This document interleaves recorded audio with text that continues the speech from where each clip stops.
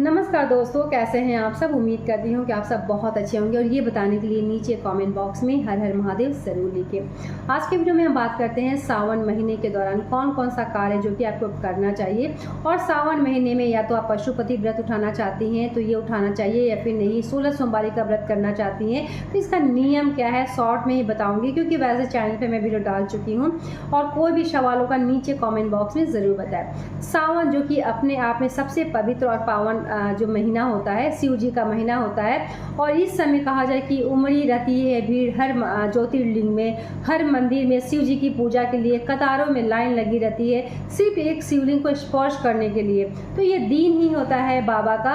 और ऐसे में अगर पशुपति व्रत रखना चाहती हैं या फिर 16 सोमवारी का व्रत करना चाहती हैं तो सावन का महीना सर्वश्रेष्ठ है, बिल्कुल कर सकती है। थोड़ा सा मैं पशुपति व्रत के बारे में पहले बता दूं। पशुपति व्रत जो होता है 5 किया जाता है और 5वें में ही उद्यापन किया जाता है। और पशुपति व्रत का जब पूजा करती हैं तो सुबह को जो थाल ले जाया जाता है, वो जो भी सामग्री आप रखती हैं तो उतना ही लेकर जाएं, जिससे कि शाम के समय आपको ना उसमें से निकालना पड़े ना उसमें रखना पड़े। यानी जो भी सामग्री है उतना ही ले जाना चाहिए। एक्स्ट्रा में अगर बात किया जाए अलग से उसी थाली में और क्या रखना चाहिए, शाम के समय सिर्फ आपको 6 दीपक बना लेना। चाहे आप आटे का दीपक बना सकती हैं या फिर आपको जो मिट्टी का दीपक है वो भी आप रख सकते हैं। ऐसा कोई ज़रूरी नहीं कि आटे का ही दीपक बनाना है। और आपको प्रसाद ले जाना है। प्रसाद जो होता है आटे का आपको बना लेना है, या फिर जो भी आप प्रसाद बनाती, चाहे आप खीर बनाए या फिर जो भी साबूदाना का खीर बनाए, चावल का बनाए या फिर आटे का बनाए, जो भी, या फिर जिस भी चीज़ का प्रसाद बनाती है, 5 सोमवार के दिन आपको वैसे ही प्रसाद बनाना है, वैसे ही एक ही मंदिर में पूजा करना है। ऐसा नहीं है कि इस बार एक मंदिर में किए, अगले बार आपको दूसरे मंदिर में करना है, फिर मायके गई तो किसी और मंदिर में कर दी। ऐसा नहीं करना है। आपको ध्यानपूर्वक आपको समझना है कि आपको कहीं और जाना है या फिर रक्षाबंधन में कहीं और जा रही हैं, तो ऐसे में आप ना करें तो ज़्यादा उत्तम रहेगा। तो ऐसे भी पशुपति व्रत ऐसा होता है जो कि आपको छोड़ कर भी आप कर सकती हैं, ठीक है। यानी इस बार कहीं और गई हैं तो आप अगले बार जो है उसे कवर कर सकती हैं, यानी 5 पूरा कर सकती हैं। तो पशुपति व्रत अपने आप में सर्वश्रेष्ठ है। अगर संकल्प लेकर पूजा पाठ करती हैं और सही तरीके से पूजा पाठ करती हैं तो हर इच्छा आपकी पूर्ण होगी। और शाम और सुबह में बता दी। और शाम के समय जब 5वां जब होता है पशुपति व्रत, यानी सोमवार का 5वें सोमवार का, तो उसी समय शाम के समय ही उद्यापन किया जाता है। वैसे तो चैनल पे मैं वीडियो डाल चुकी हूँ उद्यापन कैसे किया जाता है, फिर भी मैं यहाँ शॉर्ट में बता दे रही हूँ। तो उसी दिन आप 101 या तो आप चावल का दाना ले जाएं, या फिर बेलपत्र ले जाएं, या फिर हरा मूंग लेकर जाएं। इसी तरीके से आपको पूजा पाठ करना है। और जो है उस दिन जो है थोड़ा सा, यानी 6 दीपक उस दिन भी लेके जाना है और इसी तरीके से आपको पूजा पाठ करना है।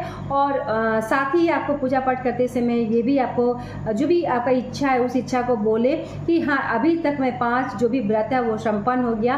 और भूल चूक अगर किसी भी तरह का हुआ हो तो आपको क्षमा याचना भी मांगना चाहिए। और दक्षिणा स्वरूप भी आपको कुछ भी रखना चाहिए। यानी एक नारियल आपको लेना है, नारियल के ऊपर मौली धागा बांध देना है और उसके ऊपर आपको दक्षिणा रखना है।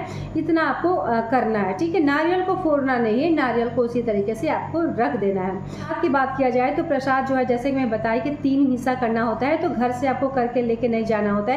वहाँ पर सिर्फ आपको दोना लेके जाना है और एक ही जगह प्रसाद ले जाना है। वहीं पे आपको 3 जगह भोग लगा लेना है। 2 हिस्सा जो है शिव जी के पास छोड़ देना है और 1 हिस्सा जो है आपको घर लेके आना है। और घर लेके आती हैं तो वो प्रसाद आपको खाना है और साथ ही वो प्रसाद किसी और को आपको नहीं देना है। और 6 दीपक शाम का समय आपको ले जाना होता है। 5 दीपक जो है शिव जी को आपको वहाँ पर जला देना है और 1 दीपक है वहाँ पर रख देना है, लेकिन उस दीपक को आपको जलाना नहीं है, वापस अपने थाली में रखना है। और जब आप घर में आती है तो सीधे हाथ, यानी दाहिने साइड में आपको, मुख्य द्वार के बाहर साइड में आपको जला देना है। तो इस तरीके से पशुपति व्रत का सरल पूजा विधि है, उद्यापन है, हर चीज़ बहुत ही सरल है। इसी तरीके से आपको करना है। अगर 16 सोमवारी की बात किया जाए तो 16 सोमवारी में 16 सोमवारी पूरा किया जाता है। 17वें सोमवारी में जो है आपको उद्यापन किया जाता है। व्रत जो है प्रदोष काल में किया जाता है। प्रदोष काल वो होता है जो कि सूर्य अस्त के 1.5 घंटा पहले और सूर्य अस्त के 1 घंटा बाद, यानी 2.5 घंटे का जो समय होता है, ये प्रदोष काल होता है। तो शिव जी की पूजा तो वैसे प्रदोष काल में ही किया किया जाता है। तो इसी तरीके से पूजा पाठ होता है और इसमें भी वैसे ही आपको प्रसाद रखा जाता है, चूरमा बनाया जाता है, 3 जगह भोग लगाया जाता है। एक जगह जो होता है गाय को दिया जाता है, दूसरा जगह है आपको अपने परिवार में दिया जाता है और तीसरा जो होता है आप खुद के लिए, यानी वही खा के आपको व्रत तोड़ना होता है, यानी खोलना होता है। इसके बाद आपको कुछ भी नहीं खाना होता है। और अगर आप 16 सोमवारी का व्रत रखना चाहती हैं तो दिन भर भी कुछ नहीं खाया जाता है। प्रदोष काल में पूजा करने के बाद ही वो चूरमा और पानी आपको खाना होता है। उसके बाद अगले दिन ही आपको व्रत तोड़ना होता है, यानी कुछ और अगर खाना होता है, इसके बाद आपको कुछ भी नहीं खाना होता है। अगर तबीयत वगैरह खराब है तो ऐसे में चाय पानी आप ले सकते हैं, लेकिन नियम यही है कि वही आपको चूरमा खाया जाता है और पानी पिया जाता है, यानी बहुत ज़्यादा आपको खाने पीने वाला ये 16 सोमवारी का व्रत नहीं है।